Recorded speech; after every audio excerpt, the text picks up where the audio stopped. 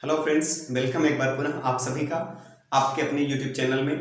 KBS की preparation के लिए जो हमने संकल्प लिया है उसी से संबंधित मौलिक अधिकारों पर चर्चा करेंगे, क्योंकि लगभग सभी टॉपिक हमारे क्लियर होते जाने चाहिए। अब चूंकि बोर्ड है नहीं, लॉकडाउन का समय चल रहा है, इसलिए मौलिक अधिकारों के बारे में हम जो भी चर्चा करेंगे वो ओरल होगी, एग्जाम के लिए बहुत ही महत्वपूर्ण होगी। और अगर इस वीडियो को अंत तक देखेंगे तो आपको भी ऐसी मौखिक सारी चीजें याद हो जाएंगी। तो चलिए इस वीडियो को बिना देर किए हुए शुरू करते हैं। बात करें मौलिक अधिकार की, तो ये है क्या, सभी को पता है, इस पे चर्चा नहीं करेंगे। मौलिक अधिकार लाए कहां से गए भारतीय संविधान में, मौलिक अधिकार का सोर्स क्या है, इस पर चर्चा करेंगे। ये अमेरिका के संविधान से लाया गया था, जिसे हम यूएसए बोल देते हैं। अब देखिए इनका वर्णन भारतीय संविधान में कहां से कहां तक है। तो एक चीज याद रखिएगा, भाग 3 में अनुच्छेद 12 से 35 तक इनका वर्णन है। तो ये चीजें, ये दोनों चीजें, एक तो अमेरिका के संविधान से लिया गया और भाग 3 में 12 से 35 तक इनका वर्णन है। ये दोनों चीजें आपको याद रखना है। एग्जाम में यहाँ पे से 3 क्वेश्चन बन सकते हैं। तो 3 चीजें आपकी क्लियर हो गई। अब देखिए, पहले आपको पता होगा कि जो हमारा संविधान था, मूल संविधान, उसमें नागरिकों को 7 मौलिक अधिकार दिए गए थे। अब 7 मौलिक अधिकार दिए गए थे, वर्तमान में है कितने? 6। तो हटाया किसे गया? हटाया गया था किसे? संपत्ति के अधिकार।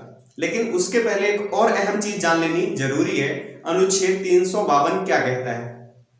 अनुच्छेद 352 ये कहता है कि अगर देश में राष्ट्रीय आपात लगा दिया जाए तो अनुच्छेद 352 के अंतर्गत आपकी व्यक्तिगत और दैहिक स्वतंत्रता को छोड़ करके बाकी सारे मौलिक अधिकार जो हैं या मूल अधिकार जो हैं वो स्थगित कर दिए जाते हैं। इसलिए भी आर्टिकल 352 अहम है, इंपॉर्टेंट है आप सभी के लिए। तो ये चीज याद रखिएगा।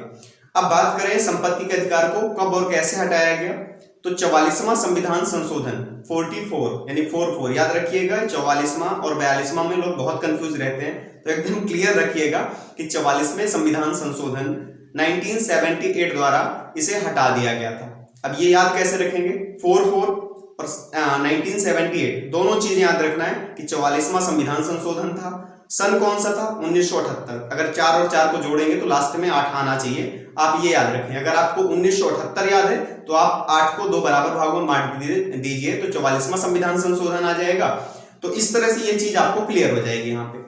अब देखिए, संपत्ति के अधिकार को तो हटा दिया गया। ये पहले कौन से अनुच्छेद में था? 31 में था, बात करेंगे अभी, ठीक है। तो 31 से जब हटाया गया तो इसे अब वर्तमान में कहां पे रखा गया? अब इसे कानूनी अधिकार बना दिया गया मौलिक अधिकार की जगह पे।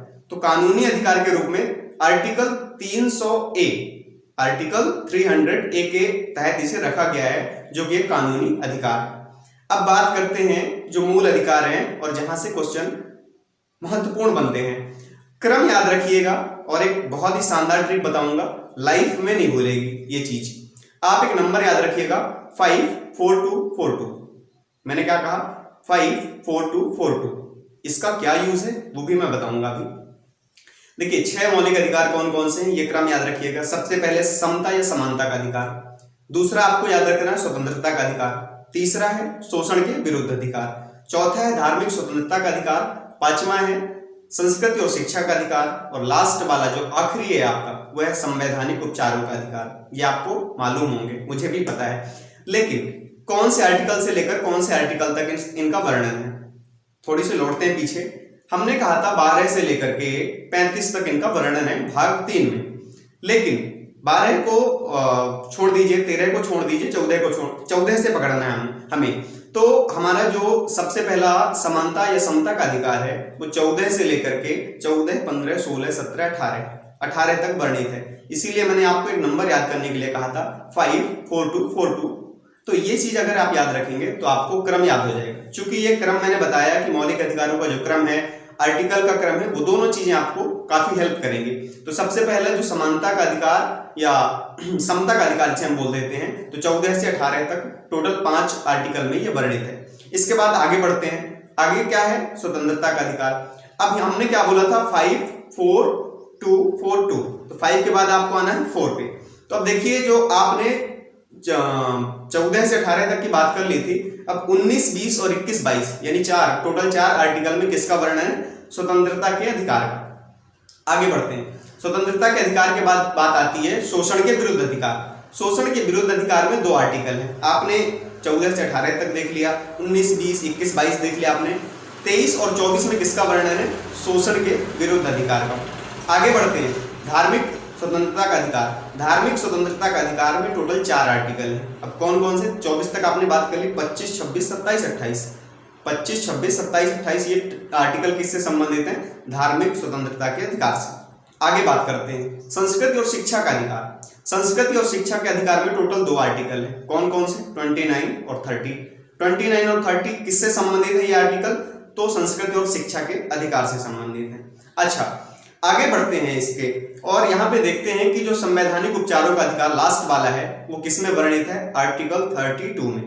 अब 31 कहाँ गया? हमने पहले ही डिस्कस कर लिया है। डिस्कस क्या कर लिया है कि आर्टिकल 31 को हटा दिया गया है। कब? 44वें संविधान संशोधन 1978 द्वारा, और उसे अब कहाँ रखा गया है? अनुच्छेद 300A में रखा गया है, जो कि अब कानूनी अधिकार है, ना कि मौलिक अधिकार है। तो इस तरह से ये चीजें क्लियर होती हैं। अब एक महत्वपूर्ण प्रश्न जो बनता है हमारा, वो कहां से बनता है कि संवैधानिक उपचारों के अधिकार को किसने संविधान की आत्मा कहा, या भीमराव अंबेडकर ने कौन से अधिकार को संविधान की आत्मा कहा, या संवैधानिक उपचारों के अधिकार को किसने संविधान की आत्मा कहा। इस तरह से घुमा फिरा के बातें जो एग्जाम में पूछी जाती हैं, उसके लिए आपको 2 ही चीजें याद रखना है, एक तो संविधान की आत्मा भीमराव अंबेडकर, और तीसरी चीज जो आपको याद रखनी है संवैधानिक उपचारों का अधिकार।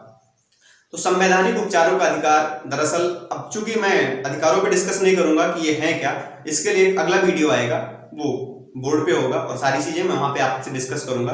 बहरहाल मैं कैमरे के सामने बैठ के आपसे ये डिस्कस कर रहा था कि आपको ऐसी मौखिक चीजें याद हो जाएं, पूरे आर्टिकल कहां से कहां तक है वो सारी चीजें आपको याद हो जाएं, तो आपको एग्जाम में हेल्प मिलेगी। अगर आप नोट डाउन करना चाहें तो सारी चीजें नोट डाउन कर सकते हैं, एक्यूरेट हैं, ऑथेंटिक हैं, और इसके बाद आपका बेस क्लियर हो जाएगा और आगे समझने में मदद मिलेगी। तो आई होप कि आपको ओरल भी बताया गया बट चीजें समझ आई होंगी। थैंक यू सो मच इस वीडियो को अंत तक देखने के लिए। चैनल से जुड़े रहिएगा, अपना प्यार और सहयोग और सपोर्ट बनाए रखिएगा, दोस्तों के साथ शेयर करिएगा। KBS में टॉप करना ये भी आप याद रखिए। Thank you so much. जय हिंद।